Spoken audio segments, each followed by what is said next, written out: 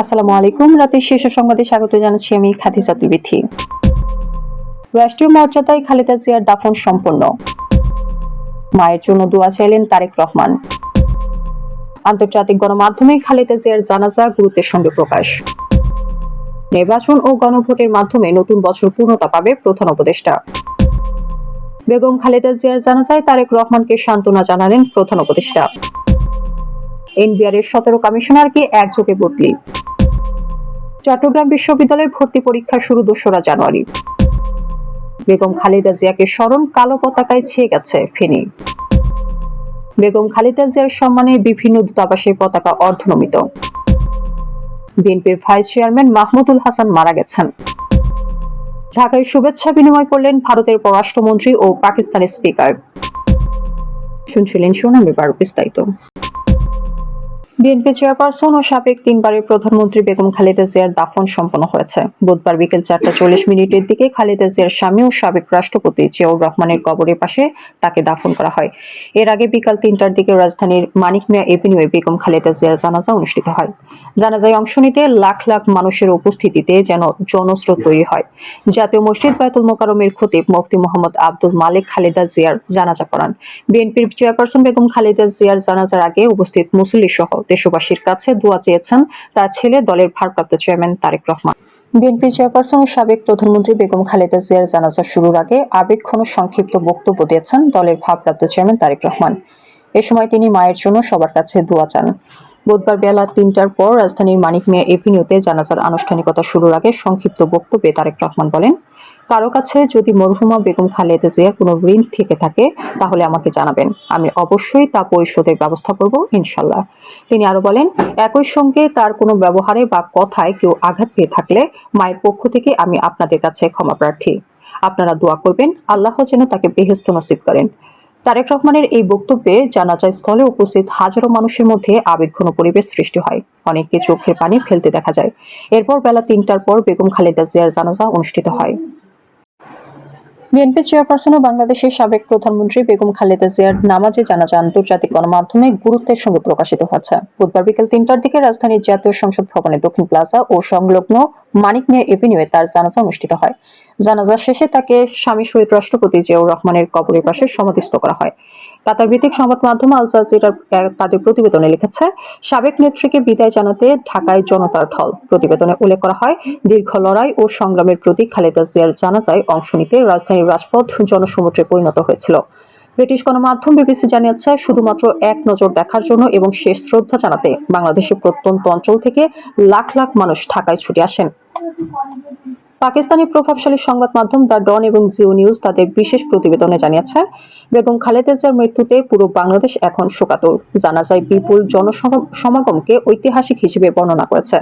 অন্যদিকে ভারতের Times of India Begum Khaleda জিয়াকে বাংলাদেশের ইতিহাসের অন্যতম প্রভাবশালী রাজনীতিবিদ হিসেবে আখ্যা দিয়ে তার জানাজার বিশাল জমায়েতের ওপর বিশেষ গুরুত্ব আরোপ করেছে। ইংরেজি নববর্ষ 2026 উপলক্ষে প্রধান উপদেষ্টা প্রফেসর মোহাম্মদ ইউনূস দেশে ও বিদেশে বসবাসরত সকল বাংলাদেশী সহ সমগ্র বিশ্ববাসীকে শুভেচ্ছা জানিয়েছেন। ইংরেজি নববর্ষ উপলক্ষে বুধবার দেওয়া এক বাণীতে প্রধান উপদেষ্টা এই শুভেচ্ছা জানান। মোহাম্মদ ইউনূস বলেন, নতুন বছরে আরো জোরদার হোক সম্প্রীতি, সৌহার্দ্য ও ভ্রাতৃত্বের বন্ধন। নতুন বছর সকলের জীবনে বয়ে আনুক অনাবিল সুখ, শান্তি ও সমৃদ্ধি। সবাইকে শুভ নববর্ষ। তিনি বলেন, নববর্ষ মানে নতুন স্বপ্ন, নতুন আশা ও নতুন সম্ভাবনার সূচনা। নতুনের এই আগমনী বার্তা আমাদের উদ্বেলিত করে, সব গ্লানি ভুলে সুন্দর আগামী পথ চলার জন্য যোগায় নবোদ্যম ও অনুপ্রেরণা। মোহাম্মদ ইউনূস বলেন, জুলাই গণঅভ্যুত্থানের পর পরিবর্তিত প্রেক্ষাপটে নতুন বছর আমাদের জাতীয় জীবনের জন্য অত্যন্ত গুরুত্বপূর্ণ। ত্রুটিপূর্ণ রাষ্ট্র ব্যবস্থাকে মেরামত করে গণতান্ত্রিক উত্তরণের পথে যে যাত্রা আমরা শুরু করেছে, নতুন বছরে একটি জাতীয় নির্বাচন ও জুলাই সনদ বাস্তবায়ন আদেশের ওপর গণভোট আয়োজনের মধ্য দিয়ে তা পূর্ণতা পাবে। বাংলাদেশ জাতীয়তাবাদী দলের চেয়ারপারসন ও 3বারের সাবেক প্রধানমন্ত্রী, গণতান্ত্রিক রাজনীতির শীর্ষ নেত্রী বেগম খালেদা জিয়ার জানাজায় উপস্থিত হয়ে তার শোকাহত জ্যেষ্ঠ পুত্র ও বিএনপির ভারপ্রাপ্ত চেয়ারম্যান তারেক রহমানকে সান্ত্বনা জানিয়েছেন প্রধান উপদেষ্টা ডক্টর মোহাম্মদ ইউনূস। জানাজা শেষে প্রধান উপদেষ্টা তারেক রহমানের সঙ্গে কথা বলেন এবং এই কঠিন সময়ে তার ও তার পরিবারের প্রতি গভীর সমবেদনা প্রকাশ করেন। তিনি বেগম খালেদা জিয়ার রাজনৈতিক অবদান স্মরণ করে বলেন, দেশের গণতান্ত্রিক আন্দোলনে তার ভূমিকা ইতিহাসের স্মরণীয় হয়ে থাকবে। এ সময় বিএনপির শীর্ষ নেতা বিভিন্ন রাজনৈতিক দলের প্রতিনিধি, কূটনৈতিক মহল এবং সর্বস্তরের মানুষ জানাজায় অংশ নেন। সাবেক এই প্রধানমন্ত্রীর মৃত্যুতে দেশ জুড়ে শোকের আবহ বিরাজ করছে। জাতীয় রাজস্ব বোর্ডের 17 কমিশনারকে একযোগে বদলি করা হয়েছে। মঙ্গলবার জাতীয় রাজস্ব বোর্ডে কাস্টমস ও ভ্যাট প্রশাসন 1-এর সিনিয়র সহকারী সচিব মোহাম্মদ আবুল মনসুর স্বাক্ষরিত এক প্রজ্ঞাপনে তাদেরকে বদলি করা হয়। প্রজ্ঞাপনে বলা হয়েছে, যথাযথ কর্তৃপক্ষের অনুমোদন ক্রমে এবং নির্বাচন কমিশন সচিবালয়, বাংলাদেশ নির্বাচন কমিশনের মাধ্যমে জাতীয় রাজস্ব বোর্ডের আওতাধীন কাস্টমস ও ভ্যাট অনুবিভাগের দপ্তরসমূহে কর্মরত কর্মকর্তা ও কর্মচারীগণকে নবসৃষ্ট দপ্তরসমূহে পদায়ন সহ আন্তঃদপ্তর বদলির লক্ষ্যে পদায়ন বদলির বিষয়ে সম্মতি জ্ঞাপনের প্রেক্ষিতে জনস্বার্থে জারিকৃত এই আদেশ অবিলম্বে কার্যকর হবে। বর্ণিত কর্মকর্তাগণকে যোগদানপত্রের অনুলিপি জাতীয় রাজস্ব বোর্ডের কাস্টমস ও ভ্যাট প্রশাসন 1 শাখায় প্রেরণ করতে নির্দেশক্রমে অনুরোধ করা হলো। চট্টগ্রাম বিশ্ববিদ্যালয় 2025-26 শিক্ষাবর্ষের প্রথম বর্ষ স্নাতক শ্রেণীর ভর্তি পরীক্ষা শুক্রবার থেকে শুরু হবে। এই ইউনিটের পরীক্ষার মধ্য দিয়ে ভর্তি পরীক্ষা শুরু হবে। এবারে ভর্তি পরীক্ষা চট্টগ্রাম, ঢাকা ও রাজশাহীতে একই তারিখ ও সময়ে অনুষ্ঠিত হবে। তবে B1, B2 ও D1 উপ ইউনিটের পরীক্ষা শুধু চট্টগ্রাম বিশ্ববিদ্যালয়ের ক্যাম্পাসে অনুষ্ঠিত হবে। আবেদনকারীরা কোন কেন্দ্রে পরীক্ষা দিতে চান তা আবেদন করার সময় যথাযথভাবে নির্বাচন করতে হবে। এবারে ভর্তি পরীক্ষায় অংশগ্রহণ ইচ্ছুক পরীক্ষার্থী ও সংশ্লিষ্ট ব্যক্তিদের অবগতির জন্য কিছু নির্দেশনা দেওয়া হয়েছে। সাবেক প্রধানমন্ত্রী বেগম খালেদা জিয়ার মৃত্যুতে দলমত ভুলে সবাই শোকে একাকার হয়ে গেছে। বিএনপি ও অঙ্গ সহযোগী সংগঠনের নেতাকর্মীরা, সমর্থকরা জেলার সব সড়ক ও বাড়িতে উঠছে কালো পতাকা। অনেকেই বুকে কালো ব্যাজ ধারণ করে বেগম জিয়াকে স্মরণ করছেন। এতদিন যে নামটি ফেনীর পরিচয়ের সঙ্গে মিশেছিল ইতিহাস ও অহংকার হয়ে, সেই বিএনপি চেয়ারপারসন ও 3বারের সাবেক প্রধানমন্ত্রী বেগম খালেদা জিয়ার মৃত্যুতে স্তব্ধ জনপদ।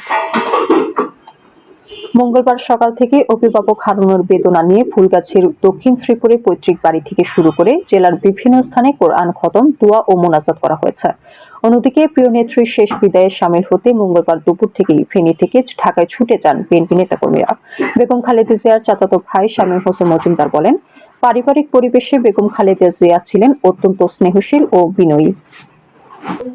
3বারের সাবেক প্রধানমন্ত্রী ও বিএনপি চেয়ারপারসন খালেদা জিয়ার মৃত্যুতে তার প্রতি সম্মান জানাতে বুধবার ঢাকার বিভিন্ন দূতাবাসে জাতীয় পতাকা অর্ধনমিত রাখা হয়েছে। খালেদা জিয়ার সম্মানে ঢাকায় ফ্রাঙ্কো জার্মান দূতাবাসে বুধবার পতাকা অর্ধনমিত রাখা হয়। এছাড়া ব্রিটিশ হাইকমিশনে পতাকা অর্ধনমিত রাখা হয়। ঢাকার ব্রিটিশ হাইকমিশন এক বার্তা জানিয়েছে, খালেদা জিয়ার মৃত্যুতে শোক পালনের অংশ হিসেবে ব্রিটিশ হাইকমিশনে যুক্তরাজ্যের জাতীয় পতাকা অর্ধনমিত রাখা হয়েছে। আমাদের ভাবনা তার পরিবার এবং বাংলাদেশের মানুষের সঙ্গে রয়েছে। টাঙ্গাইল 5 আসনের বারবার নির্বাচিত সংসদ সদস্য, সাবেক স্বরাষ্ট্রমন্ত্রী, কৃষিমন্ত্রী ও BNP vice chairman major general অবসরপ্রাপ্ত মাহমুদুল হাসান মারা গেছেন। বুধবার বিকেল 3:30টায় রাজধানীর নিজ বাসভবনে বার্ধক্যজনিত কারণে তিনি শেষ নিঃশ্বাস ত্যাগ করেন। মৃত্যুকালে তার বয়স হয়েছিল 90 বছর।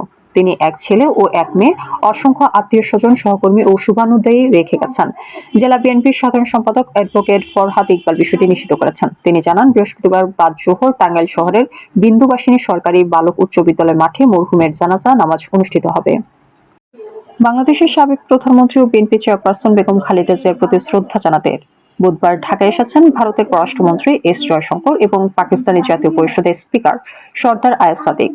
তার পৃথকভাবে খালেদা জিয়ার ছেলে এবং বিএনপির ভারপ্রাপ্ত চেয়ারম্যান তারেক রহমানের সঙ্গে দেখা করেন এবং নিজ নিজ সরকারের পক্ষে শোকবার্তা তুলে দেন। তবে এক ফাঁকে এস জয়শঙ্কর এবং সরদার আয়াজ সাদিক নিজেরাও শুভেচ্ছা বিনিময় করেন। আমাদের আগামীকাল দুপুরের সংবাদ দেখার আমন্ত্রণ জানিয়ে এখনকার মতো বিদায় নিচ্ছি। দর্শক, ভিডিওটি শেষ পর্যন্ত দেখার জন্য আপনাকে অসংখ্য ধন্যবাদ। নিত্য নতুন সংবাদ পেতে আমাদের ইউটিউব চ্যানেল সাবস্ক্রাইব করুন ও নিয়মিত নোটিফিকেশন পেতে বেল বাটনটি ক্লিক করুন এবং আমাদের ফেসবুক পেজটি লাইক করুন। এছাড়াও আমাদের ভিডিওতে লাইক দিয়ে শেয়ার করুন। আল্লাহ হাফেজ।